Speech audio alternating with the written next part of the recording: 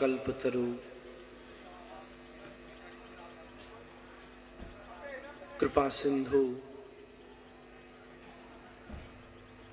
दीनबंधु दीनानाथ जगतपते पतित पावन प्रियतम परमेश्वर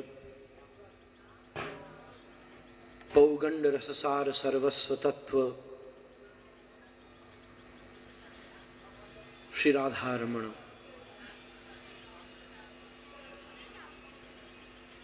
तद शब्दमय स्वरूप वैष्णवानाम धनम श्रीमद् भागवत।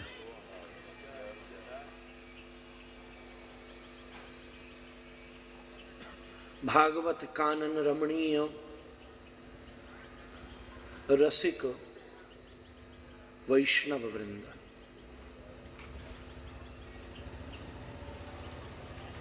और तद कृपा स्वरूप ये हरि कथा का अनुपम अवसर।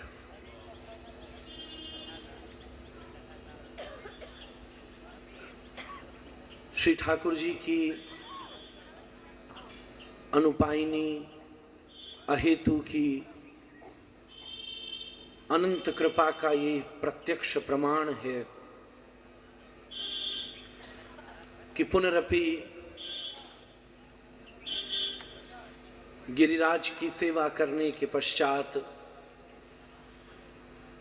गिरिराज तलहटी में लुंठित होने के पश्चात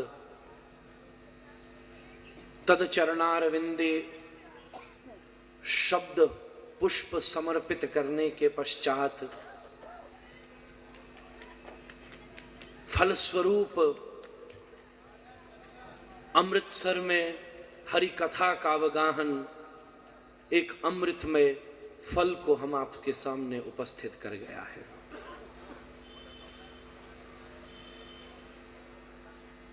आज पहला दिन है,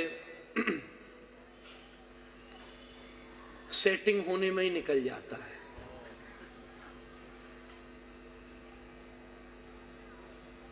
कुछ इस कथा के पीछे का बड़ा सुंदर इतिहास है।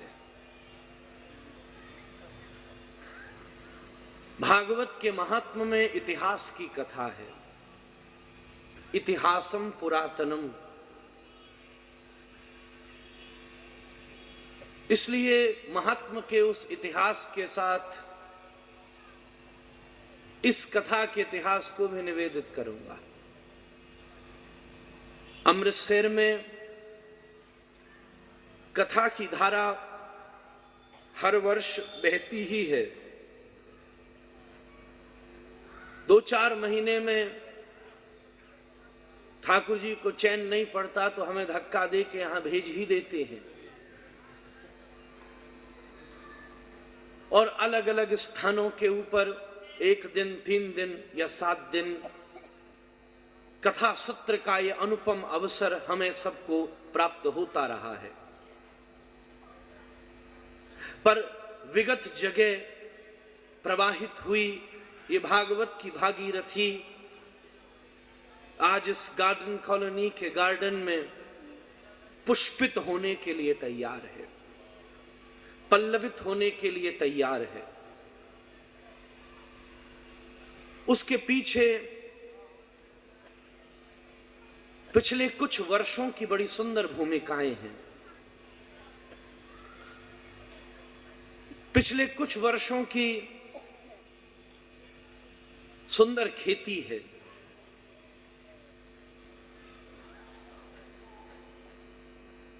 अमृतसर में पीढ़ियों से आगमन रहा ही है। उस अंतराल में कुछ समय के लिए परमाराध्य गुरुदेव मन्माध्य गौड़ेश्वर वैष्णवाचार्य श्री विभूति कृष्ण गोस्वामी जी महाराज का कई वर्ष तक निवास इस ही कॉलोनी में रहा, और बगीचे के बगल वाले घर में ही सेठी जी के पास कई वर्षों तक ये क्रम चल रहा है, जहां पर कई बार मनमाध्य गौड़ेश्वर वैष्णवाचार्य सदगुरुदेव श्री अतुल कृष्ण गोस्वामी जी महाराज, श्री बड़े महाराज श्री का भी आगमन रहा। सवेरे और संध्या को महाराज श्री का क्रम और उनके साथ हमारा भी कि इस बगीचे की एक परिक्रमा दे दिया करते थे। मन के साथ शरीर का भी स्वस्थ रहना अति आवश्यक है। दोनों चीजों का बड़ा सुंदर जोड़ा है। मन भी अच्छा रहे, तन भी अच्छा रहे। धन से तन अच्छा रह सकता है, धर्म से मन अच्छा रह सकता है। बड़ी सुंदर यहां भ्रमण रहता और कई बार इस बगल वाले घर में 16 माला महामंत्र संकीर्तन और कुछ सत्संगों का समायोजन कई वर्ष तक चला। भ्रमण करते करते अनायास ही श्री गुरुदेव महाराज के मन में एक सूरजी फूटी कि इस गार्डन कॉलोनी में कृष्ण प्रेम के फूल लगाने का अवसर जरा हमको भी प्राप्त हो जाए।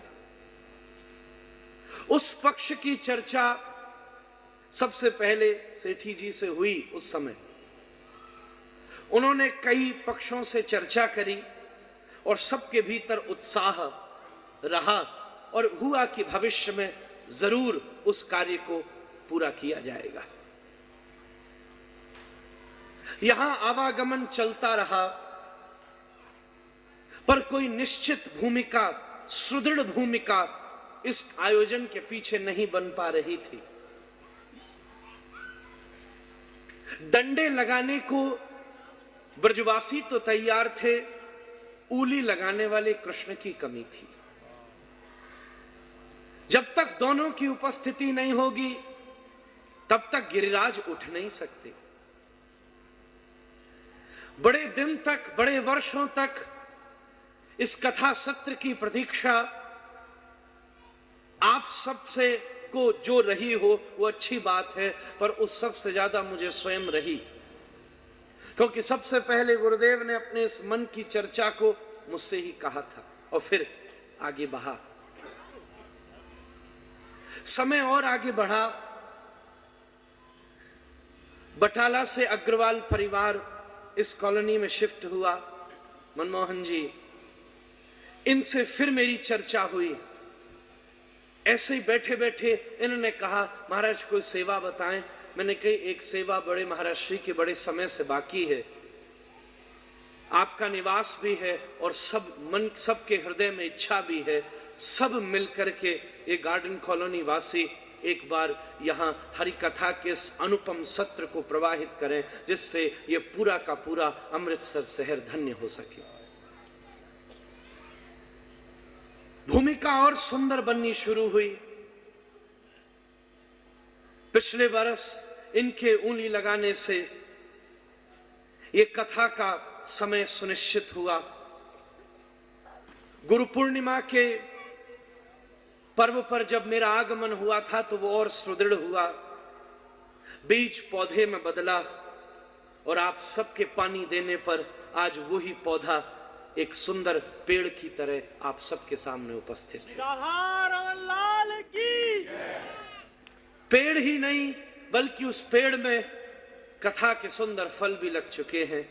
निगम कल्प तरोर गलितम फलम, और निपतित हुआ वो निगम का फल हम आप सबको चखने के लिए इस मंच के ऊपर भागवत के स्वरूप में तैयार बैठा है। सब लोगों के अथक परिश्रम से, प्रयास से एक बड़ा सुंदर, एक बड़ा स्वादिष्ट, एक बड़ा सुचारू ये श्रीमद् भागवत का समायोजन यहां पर संलग्न होने जा रहा है। इस सब के पीछे मैंने कुछ नाम लिए, क्योंकि अभी मुझे स्वयं ज्यादा नाम मालूम नहीं है, 7वें दिन तक मालूम चल जाएंगे। पर और नाम लूं या न लूं, इस पक्ष से ज्यादा फर्क पड़ने वाला है नहीं, क्योंकि श्रीमद् भागवत की सात्विक कथा का समायोजन किसी व्यक्ति के नाम से संभव नहीं है।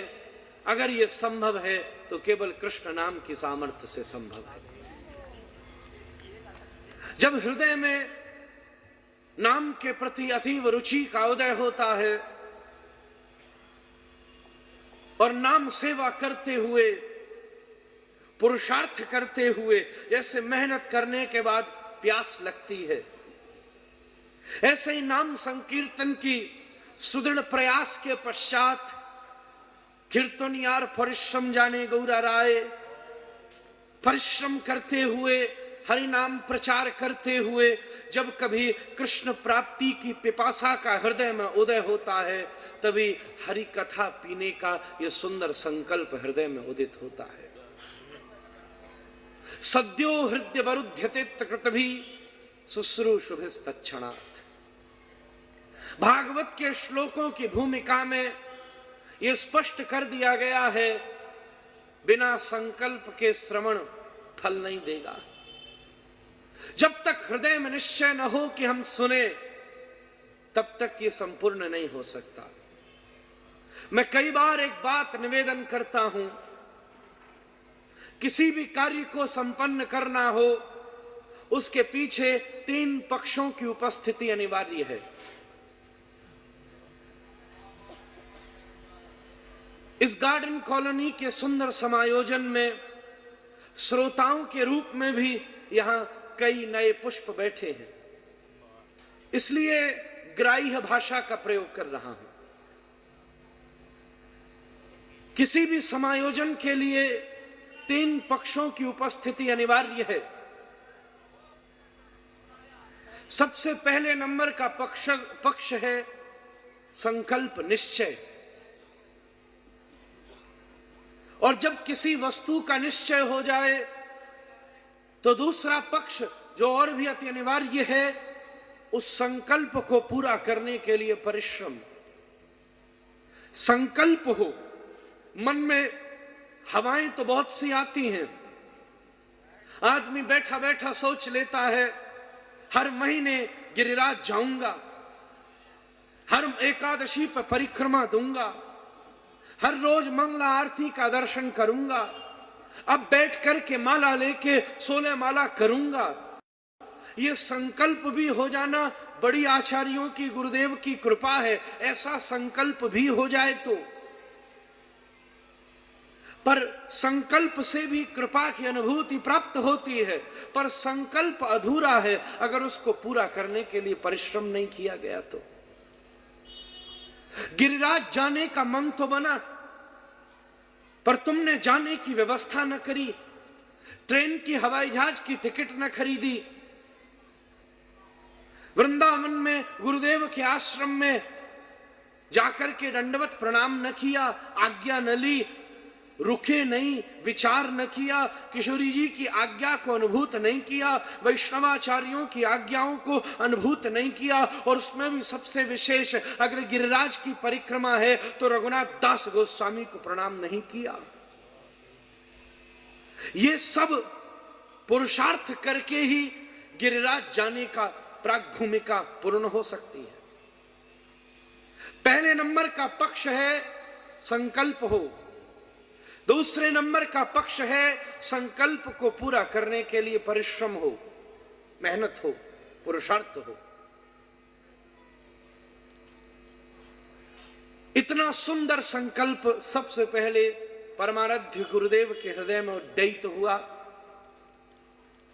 और वो संकल्प की सुगंध जैसे बगीचे में चंदन का एक पेड़ हो तो सारे के सारे पेड़ों में चंदन की सुगंध आ जाती है। जिसका हृदय भी श्रेष्ठ है, उसके हृदय में जब कोई भी सुगंधित संकल्प का उदय होता है तो श्रेष्ठ हृदय वालों के भीतर भी उसी सुगंध की उपलब्धि हो जाती है। वो संकल्प की धारा गुरुदेव के हृदय से उदित होकर के इस कॉलोनी के हर एक निवासी के हृदय में प्रविष्ट हुई। संकल्प पूरा हुआ और फिर उसे पूरा करने के लिए अथक परिश्रम किया गया, व्यवस्था करी गई, बच्चों के द्वारा नाम संकीर्तन की धारा बहुत दिनों से प्रवाहित करी गई, निमंत्रण की प्राक भूमिका बनी, बड़ी बड़ी मीटिंग्स करी गई, बड़ी बड़ी बैठक करी गई, बड़ी बड़ी संयोजनाएं करी गई, हर एक पक्ष का निश्चय किया गया। बड़े बड़े छोटे पक्ष होते हैं, उसके लिए बहुत बड़े समय का प्रयोग किया गया, समय का दान दिया गया और सबने इकट्ठा होकर के ये सुंदर एक अद्भुत रसपूर्ण कृष्ण कथा का सुंदर प्रवाह संभव हो सके, इस प्रकार का पुरुषार्थ किया गया। ये दो पक्ष हुए। मैंने निवेदन किया था कि 3 पक्षों की आवश्यकता है किसी भी काम को पूरा करने के लिए। पहले नंबर का पक्ष संकल्प है, जिसने इस काम को पूरा किया। दूसरे नंबर का पक्ष पुरुषार्थ है, जिसने भी इस काम को पूरा किया। पर तीसरे नंबर का पक्ष सबसे महत्वपूर्ण है, जिसने इस काम को असलियत में पूरा किया। और वो जिसने असलियत में पूरा किया, वो केवल संकल्प ही नहीं है, वो केवल पुरुषार्थ ही नहीं है, बल्कि वो वास्तव में राधा रमण का अनुग्रह है। जब तक श्री ठाकुर जी की परम अनुग्रह का परिवर्षण हृदय में नहीं उड्डयित होगा, वर्षित होगा, तब तक इस प्रकार का अवसर जीवन में प्राप्त नहीं हो सकता। योजनाएं हजारों बन सकती हैं, बनती ही हैं। कितने कितने लोग हैं बड़े महाराष्ट्री से हमसे कहते कहते आज उन्हें 25 वर्ष हो गए, महाराज जी कभी कथा श्रवण करेंगे, सोचते सोचते तिथि भी ले गए। अंत में मैं से चिट्ठी भेज दी, नहीं महाराज कोई कारणों से समय का परिवर्तन करना पड़ा है। कितने वर्ष व्यतीत हो गए पर उन्हें भी अभी ये सत सौभाग्य प्राप्त नहीं हुआ। संकल्प भी ले लिया, ऐसी बात नहीं मन पक्का नहीं था, मन भी पक्का था महाराज। उसको पूरा करने के लिए उन लोगों ने मेहनत भी करी, पर कमी रह गई तो राधा रमण की कृपा की कमी रह गई। और वो हम आप सबको यहां बड़ी सुंदरता से प्राप्त हुई है। यही इस बात का प्रमाण है कि हम और तुम यहां बैठे हुए हो। जो यहां पहुंचे, अमृतसर की जनसंख्या असीमित है, बहुत है। गौड़ियाओं से दीक्षित बहुत हैं, महाराष्ट्री बड़े महाराष्ट्री से ही कई आश्रित अनेकों हैं। इतने हैं शायद ये स्थान भी छोटा पड़ सकता है, पर बैठ करके इस सुंदर अवसर पर इस ठंड की शुरुआत में कथा की गर्मी लेने के लिए तो कोई कोई ही बैठे हैं।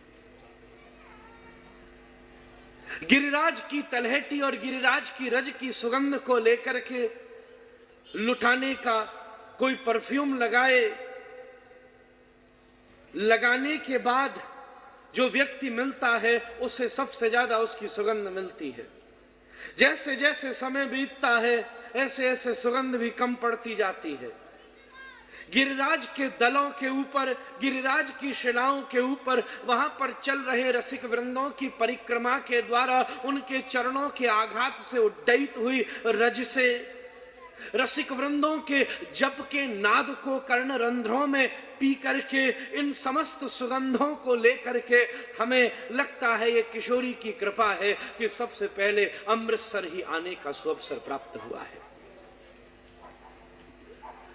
तदरस सौभाग्य भूमिकाओं से नहीं मिलता, तदरस सौभाग्य मिलता है तो केवल श्री राधा गोविंद की कृपा से प्राप्त होता है।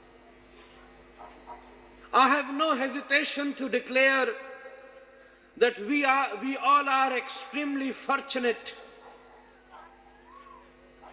unlimitedly fortunate, that we all got such rarest opportunity to hear the nectarian glorifying Shastra Srimad Bhagavat. अपने समस्त दर्शन का प्रमाण श्रीमद् चैतन्य महाप्रभु इस श्रीमद् भागवत को ही कहते हैं। श्रीमद् भागवत के द्वादश स्कंद का एक अनुपम श्लोक है जो स्पष्ट कहता है, यद वैष्णवा नाम धनम यस्मिन् पारमहंस मेकममलम ज्ञानम परम गीयते यत्र ज्ञान विराग भक्ति सहितम नैष्कर्म मा विस्कृतम तच्छुद्धम विपठन विचारण परो भक्त्या विमुच्येन्नरः। समस्त वैष्णव जनों का अगर कोई धन है तो वो हरि कथा है, रसिक वृंदों की अगर कोई जिज्ञासा है तो वो हरि कथा है।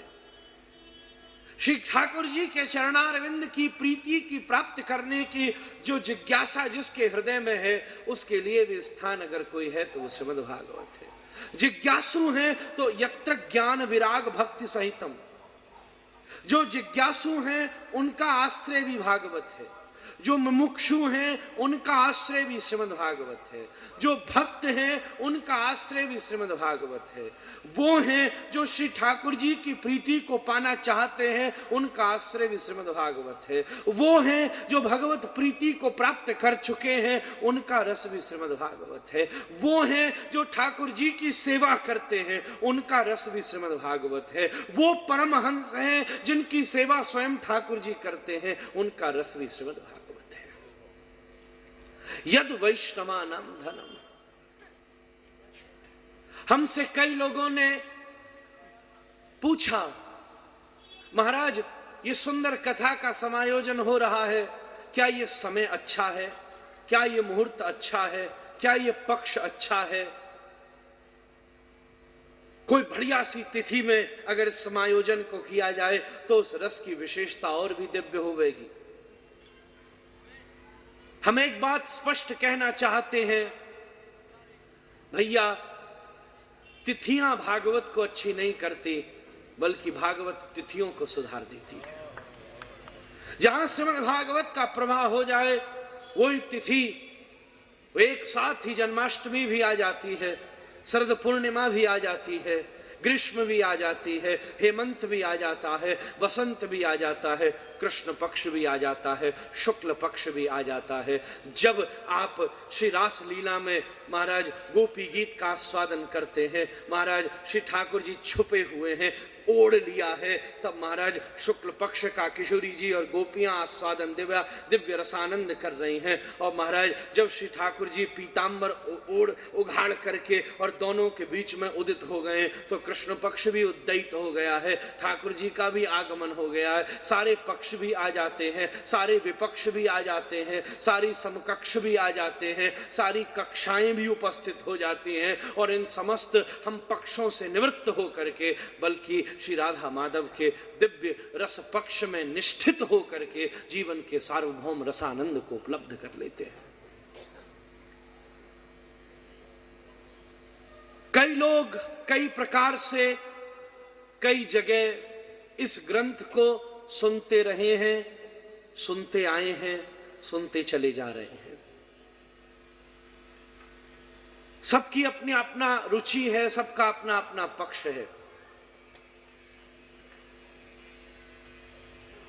सबके अपने अपने संकल्प हैं, सबकी अपनी अपनी जिज्ञासाएं हैं। कोई यहां बैठा है ये देखने के लिए ये होता क्या है, कोई यहां बैठा है ये देखने के लिए हुआ कैसे है, कोई यहां है ये देखने के लिए हो कैसा रहा है। अलग अलग जिज्ञासाएं हैं, सबकी अपनी अपने पक्ष हैं। कोई मुमुक्षु है, कोई मुक्ति के लिए बैठा है, कोई ज्ञान के लिए बैठा है, कोई समझने के लिए बैठा है, कोई मनोरंजन के लिए बैठा है, समय का कहीं मन नहीं लगता चलो कथा ही सुन लेते हैं। कोई व्यवहार के लिए बैठा है, कोई फॉर्मेलिटीज के लिए बैठा है,